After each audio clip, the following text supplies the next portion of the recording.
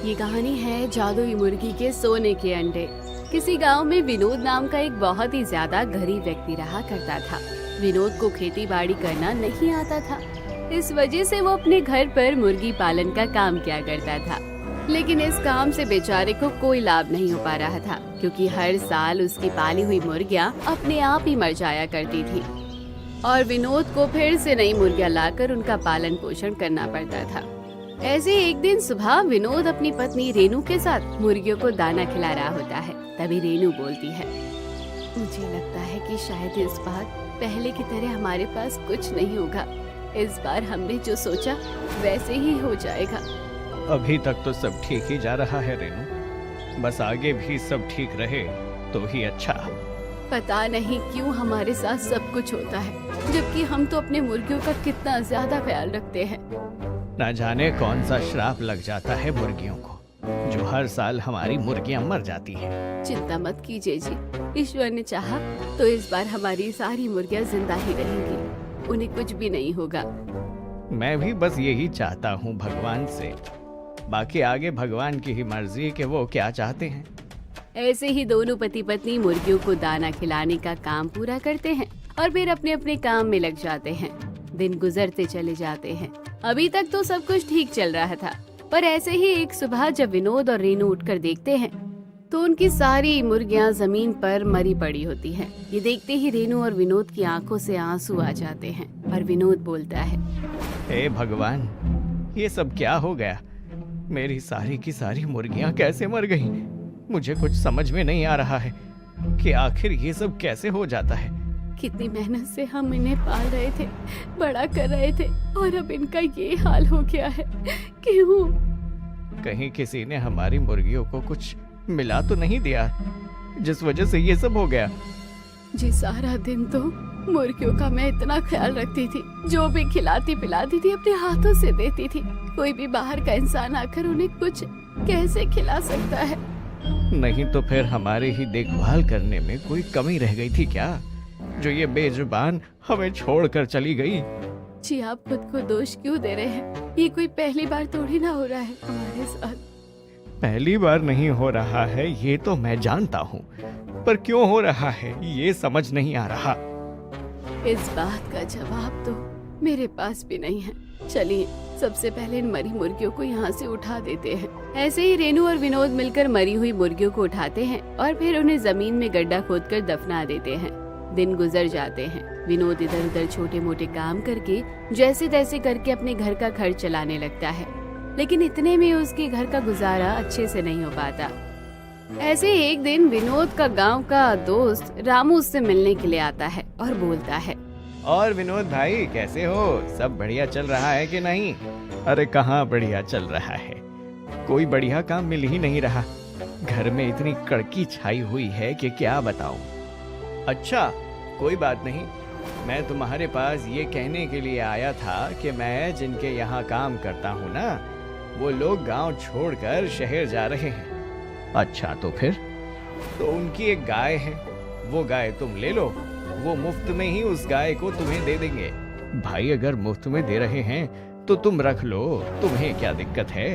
दिक्कत ये है कि मुझे और मेरी बीवी को गाय भैंसों के काम में कोई दिलचस्पी नहीं है, इसीलिए मैं चाहता हूँ कि तुम वो गाय ले लो, उससे तुम दूध बेचकर पैसे भी कमा लेना, और बाकी तुम्हारे घर में भी दूध की कोई कमी नहीं रहेगी।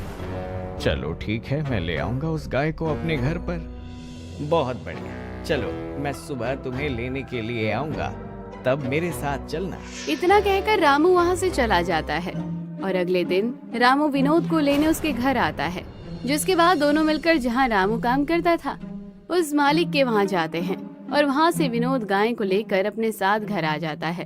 घर आकर विनोद सारी बात रेनू को बताता है, जिस पर रेनू बोलती है, चलिए कोई बात नहीं, मुर्गी ना सही पर अब हम गाय को ही पाल लेंगे, क्या पता इसी से हमें कोई लाभ मिल जाए। बस यही सोचकर मैं भी रामू के कहने पर इस गाय को अपने घर में ले आया। आइए इस गाय को मैं आंगन में बांध देती हूँ और फिर इसके चारे पानी का भी प्रबंध कर देती हूँ। हाँ ठीक है, चलो। ऐसे ही दोनों पति पत्नी मिलकर गाय को सबसे पहले आंगन में बांध देते हैं और फिर उसे चारा पानी खाने पीने को देते हैं। काफी दिन गुजर जाते हैं। गाय बिल्कुल हष्ट पुष्ट थी और दूध भी अच्छा दिया करती थी। जरूरत अनुसार दूध घर पर रखकर विनोद बाकी का दूध बेच दिया करता था, जिससे उसके घर की स्थिति थोड़ी बेहतर हो जाती है। ऐसे एक दिन विनोद रेनू से बोलता है, शायद ईश्वर को यही मंजूर था कि हम अपने घर पर मुर्गियों की जगह घर पर गाय रखें, इसीलिए हमारी सारी मुर्गियां मर जाया करती थी। हो सकता है जी, ऐसा ही कुछ हो। मैं तो बस यही चाहती हूँ कि हमारी गाय हमेशा ऐसे ही हष्ट पुष्ट रहे, उसे किसी की नजर न लगे। अरे नहीं लगेगी नजर, भगवान पर भरोसा रखो तुम, बस अब अच्छा ही होगा। ऐसे ही रेनू और विनोद काफी बातें करते हैं। करीबन 1 महीना रेनू और विनोद दोनों ही गाय के दूध से काफी लाभ ले लेते हैं। लेकिन एक सुबह जब रेनू रोज की तरह दूध निकालने के लिए बाल्टी लेकर गाय के पास जाती है, तो वो देखती है कि उसकी गाय मर चुकी है। ये देखते ही रेनू जोर से चिल्लाती है और उसकी आवाज सुनकर वहाँ विनोद आ जाता है और गाय को मरा हुआ देखकर विनोद के पैरों तले जमीन खिसक जाती है और वो अपना माथा पीटते हुए बोलता है, भगवान, मैंने तेरा क्या बिगाड़ा है जो तू मेरे साथ ये सब कुछ कर रहा है? पहले मुर्गियां पाली थी तो वो मर गई, अब गाय पाली तो वो मर गई, क्यों? हमारे घर के ही जानवरों के साथ ये सब कुछ क्यों हो रहा है? हम तो इन्हें बढ़िया बढ़िया चारा पानी दे रहे थे, फिर भी। मुझे कुछ भी समझ नहीं आ रहा है। आसपास के लोग भी यही कहते हैं कि हम जानबूझकर अपने जानवरों को मार देते हैं। ना चाहते हुए भी हम तो पाप के भागी बनते जा रहे हैं। आखिर हम क्या करें? करें तो क्या करें? इतनी मुश्किल से तो ये सब कुछ ठीक हो रहा था, लेकिन अब वापस से सब कुछ घूम फिर कर वहीं आ गया है। पता नहीं हम आगे क्यों नहीं बढ़ पा रहे हैं। न जाने कौन से कर्मों का हिसाब कर रहे हैं भगवान हमारे साथ। इन जानवरों से अच्छा है कि ईश्वर हमें ही मार दे, पर ऐसे इन बेजुबान जानवरों को ना जान से मारे। ऐसे ही रोते रोते दोनों पति पत्नी अपनी मरी हुई गाय को उठाकर उसे मिट्टी के अंदर दबा देते हैं। कई दिन गुजर जाते हैं और विनोद को कोई काम भी नहीं मिलता। घर की आर्थिक हालत बहुत ही ज्यादा खराब हो जाती है। लेकिन अब दोनों पति पत्नी अपने घर में ना तो किसी मुर्गी को लेकर आते हैं और ना ही किसी गाय को लेकर आते हैं। एक दोपहर जब विनोद और रेनू दोनों घर पर बैठे हुए होते हैं, तभी वहाँ उनकी पड़ोसन सरला आ जाती है और बोलती है, अरे कैसे हो रेनू? मुझे तुमसे कुछ बात करनी थी। हाँ बोलो ना, क्या बात है? सब कुछ ठीक तो है ना? सब कुछ ठीक है। अरे मैं ये कहने आई थी कि कल ना गांव में एक बहुत ही महान पंडित जी आने वाले हैं। वो पंडित जी कुछ भी कहते हैं ना, वो सब सत्य होता है। तो इसका मैं क्या करूँ सरला? अरे मेरी बात मान, तू और तेरा पति एक बार उस पंडित जी से अपना हाथ दिखा लो और पूछ लो कि आखिर तुम्हारे घर के जानवरों के साथ ऐसा क्यों होता है। अगर जानवरों के बारे में जानना है तो फिर जानवरों का हाथ दिखाना पड़ेगा ना।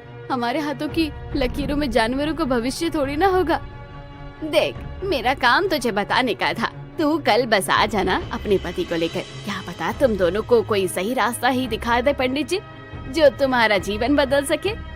इतना बोलकर सरला वहाँ से चली जाती है और सरला के जाते ही रेनू विनोद से बोलती है, जी मुझे लगता है कि शायद सरला सही कह रही थी।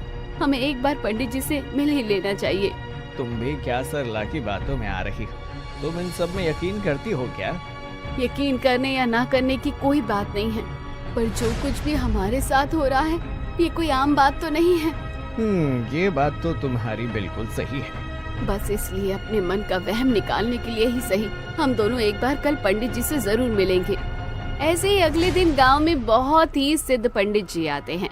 गांव के सारे लोग पंडित जी के पास बारी बारी जाकर अपना हाथ दिखाकर अपने भविष्य की जानकारी ले रहे होते हैं। रेनू और विनोद भी एक लंबी लाइन में लगकर पंडित जी के पास पहुंचते हैं और उन्हें देखते ही पंडित जी बोलते हैं, क्या हुआ?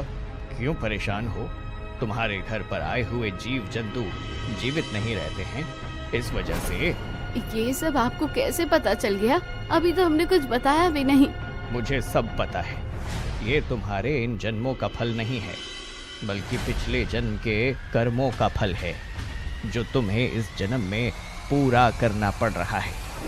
मैं कुछ समझा नहीं पंडित जी, आप क्या कहना चाह रहे हैं? पिछले जन्म में तुम दोनों पति पत्नी कसाई का काम किया करते थे और मासूम जानवरों को मार दिया करते थे।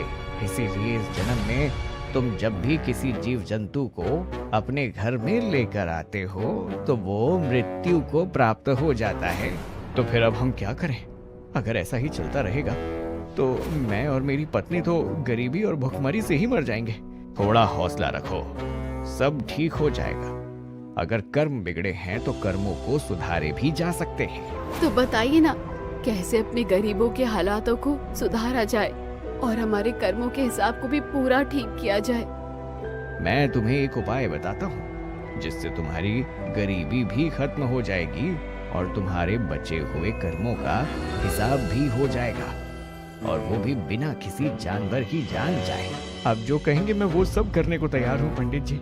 बताइए मुझे करना क्या है? यहाँ से 100 मीटर की दूरी पर एक लाल मिट्टी वाला खेत है। तुम्हें वहाँ जाकर खुदाई करनी है। वहाँ तुम्हें एक सुनहरा अंडा मिलेगा। उस अंडे को लेकर तुम मेरे पास आना, फिर मैं बताऊंगा कि आगे क्या करना है और क्या नहीं।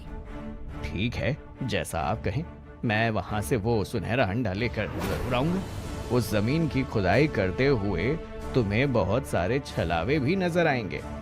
अगर तुमने उन छलावों के चलते अपनी खुदाई को रोक दिया तो फिर तुम्हें उस सुनहरे अंडे की प्राप्ति नहीं होगी। ठीक है पंडित जी, जैसा आप कहें। मैं हर चीज का पूरा पूरा ध्यान रखूंगा। पंडित जी की सारी बातें समझने के बाद विनोद अपने घर से मिट्टी खोदने का औजार लेकर 100 मील दूर पैदल चलकर जाता है, जहाँ उसे एक बड़ा सा लाल मिट्टी वाला खेत नजर आता है। और उस खेत को देखकर विनोद खुद से बोलता है, यही है वो लाल मिट्टी वाला खेत। यहीं खुदाई करके मुझे वो सुनहरा अंडा मिलेगा। अब बिना वक्त गवाए मुझे जल्दी से खुदाई करना शुरू करना होगा, इससे पहले और देरी हो जाए और मेरे पिछले जन्म के कर्मों के चलते कोई और नुकसान मुझे या मेरी पत्नी को झेलना पड़े। विनोद जल्दी से मिट्टी खोदने का औजार लेकर उस लाल खेत की मिट्टी को खोदना शुरू कर देता है। जैसे ही विनोद मिट्टी खोदना शुरू करता है, तभी उस लाल मिट्टी में से खून निकलने लगता है और एक आवाज आती है, नहीं, मुझे मत खोदो, मुझे तकलीफ हो रही है। भगवान के लिए इस खुदाई को रोक दो। ये किसकी आवाज है? ये आवाज कहाँ से आ रही है और इस मिट्टी में से खून कैसे आ रहा है? कहीं मैं किसी गलत जगह पर तो मिट्टी को नहीं खोद रहा हूँ। हाँ हाँ, तुम गलत कर रही हो। रुक जाओ, ऐसा मत करो, ऐसा मत करो। इस मिट्टी को खोदना रोक दो। इसे खोद कर तुम्हें कुछ नहीं मिलेगा। नहीं, पंडित जी ने कहा था कि ये सब कुछ एक छलावा है। मुझे खुदाई नहीं रोकनी है और लगातार खुदाई करते रहना है। उस आवाज और खून को नजरअंदाज करते हुए विनोद लगातार जमीन को खोदता चला जाता है और धीरे धीरे वो आवाज और जमीन में से खून आना अपने आप ही बंद हो जाता है। वो कई जगह पर जमीन की खुदाई करता है, लेकिन उसे वो सुनहरा अंडा कहीं नहीं मिलता। दिन ढलने को आता है और अब बस खेत का आखिरी हिस्सा बचा हुआ था, जहाँ विनोद ने खुदाई नहीं की थी। विनोद जैसे ही उस आखिरी हिस्से पर औजार से वार करता है, तभी थोड़ी खुदाई करने के बाद विनोद को एक सोने जैसा चमकता हुआ सुनहरा अंडा नजर आ जाता है। विनोद उस अंडे को अपने हाथों में पकड़ता है और बोलता है, ये कैसा अंडा है? ऐसा लगता है जैसे कि ये कोई आम अंडा नहीं, बल्कि एक सोने का अंडा है। आज से पहले मैंने ऐसा चमकदार अंडा कभी नहीं देखा है। अब जल्दी से मुझे इसे लेकर पंडित जी के पास जाना होगा। विनोद उस अंडे को लेकर सबसे पहले अपने घर जाता है और फिर दोनों पति पत्नी मिलकर उस अंडे को लेकर पंडित जी के पास पहुंचते हैं और उस सुनहरे अंडे को पंडित जी के हाथों में रख देते हैं। और अंडे को देखकर पंडित जी बोलते हैं, बिल्कुल सही, यही प्राप्त करना था तुम्हें। तुम जानते हो कि ये सुनहरा अंडा सच में एक सोने का अंडा है। सोने का अंडा? पर ये उसे जमीन में किसने रखा? रखा तो ये सालों से वहां था, लेकिन अभी तक कोई ऐसा नहीं मिला था जो इसे खुद वहां से निकाल सके। पर पंडित जी, इस सोने के अंडे का हम क्या करेंगे? इसका हमारे कर्मों से क्या लेना देना? अभी बताता हूँ तुम्हें इसका क्या करना है और क्या नहीं करना है। थोड़ा रुको तुम दोनों। इतना बोलकर पंडित जी उस सोने के अंडे को हाथों में लेकर कुछ मंत्र जाप करते हैं और वहाँ एक अंडा मुर्गी के रूप में बदल जाता है। अब पंडित जी उस मुर्गी को विनोद के हाथों में देते हैं और बोलते हैं, ये लो विनोद, ये एक जादुई मुर्गी। जो तुम्हें हर रोज एक सोने का अंडा देगी। सोने के अंडे? पर हम सोने के अंडे का क्या करेंगे पंडित जी? क्योंकि तुम बहुत ज्यादा गरीब हो, इसीलिए जादुई मुर्गी के सोने के अंडों से तुम्हें जो पैसे मिलेंगे उन पैसों से तुम गौशाला में, मुर्गी पालन में और बाकी के सभी जीव जंतुओं के पालन पोषण में सहायता करने में लगा सकते हो। तुम्हें ऐसी जगह ढूंढना होगा जहां तुम ज्यादा से ज्यादा पशुओं की मदद कर सको। इससे तुम्हारे कर्मों का कार्ड अपने आप खत्म हो जाएगा और बचे हुए पैसे से तुम्हारी गर्मी भी धीरे धीरे खत्म हो जाएगी। पंडित जी की बातें सुनकर विनोद और रेनू समझ जाते हैं कि उन्हें क्या करना है। दोनों पति पत्नी पंडित जी का धन्यवाद करते हैं और फिर उस जादुई मुर्गी को लेकर अपने घर आ जाते हैं। अगली सुबह उठकर विनोद और रेनू देखते हैं कि जादुई मुर्गी ने एक सोने का अंडा दिया हुआ है। विनोद उस अंडे को उठाता है और एक बहुत बड़े व्यापारी के पास जाकर उसे बेच देता है, जिससे उसे अच्छे खासे पैसे मिल जाते हैं। जरूरत के अनुसार पैसों को अब वो घर पर रखकर विनोद बाकी के सारे पैसे को एक गौशाला में दान कर देता है। ऐसे ही हर दिन अब जादुई मुर्गी एक सोने का अंडा देती है और विनोद और रेनू मिलकर कभी गौशाला में, कभी मुर्गी फार्म में, तो कभी आवारा मवेशियों की संस्था में पैसे दान देना शुरू कर देते हैं। और देखते ही देखते दोनों पति पत्नी के हालात बेहद सुधर जाते हैं। और एक दिन विनोद रेनू से बोलता है, भगवान का लाख लाख शुक्र है जो हम पंडित जी से मिले। उन्होंने हमें ये जादुई मुर्गी दी जो कि सोने के अंडे देती है। अगर हमें पता ना चलता कि हमारे साथ ये सब कुछ क्यों हो रहा है तो हम तो बस अपनी किस्मत को ही कोसते रह जाते। सच में अगर सलाह उस दिन आकर हमें पंडित जी के बारे में ना बताती तो हम तो सारा जीवन बस भूखमरी और गरीबी में ही तड़पते रह जाते। यकीन नहीं होता कि आज हमारे घर में किसी भी चीज की कोई कमी नहीं है, वरना हम 2-2 दिन तक खाना नहीं खा पाते थे। सब कर्मों का हेर फेर है। अब हमारे कर्म अच्छे हो गए हैं तो अब हमारे जीवन में भी सुख भर गया है। भला हुआ जादुई मुर्गी का जो हमें सोने के अंडे देती है और इसके अंडों से हमारा जीवन दिन प्रतिदिन करके इतना ज्यादा बेहतर होता जा रहा है। सच में हम इस जादुई मुर्गी के अंडों का कभी भी गलत इस्तेमाल नहीं करेंगे। बिल्कुल सही कह रही हो तुम। जितना ज्यादा हो सकेगा हम जानवरों की मदद करने के लिए ही जादुई मुर्गी के सोने के अंडों का इस्तेमाल करेंगे। मैं तो कहती हूँ कि अब हम अपने पैसों से एक अस्पताल खोल लेते हैं जहाँ हम आवारा पालतू सभी जानवरों का मुफ्त में इलाज किया करेंगे। ये तो बहुत ही अच्छा विचार है। इससे तो हम एक साथ न जाने कितने जानवरों की मदद कर सकते हैं।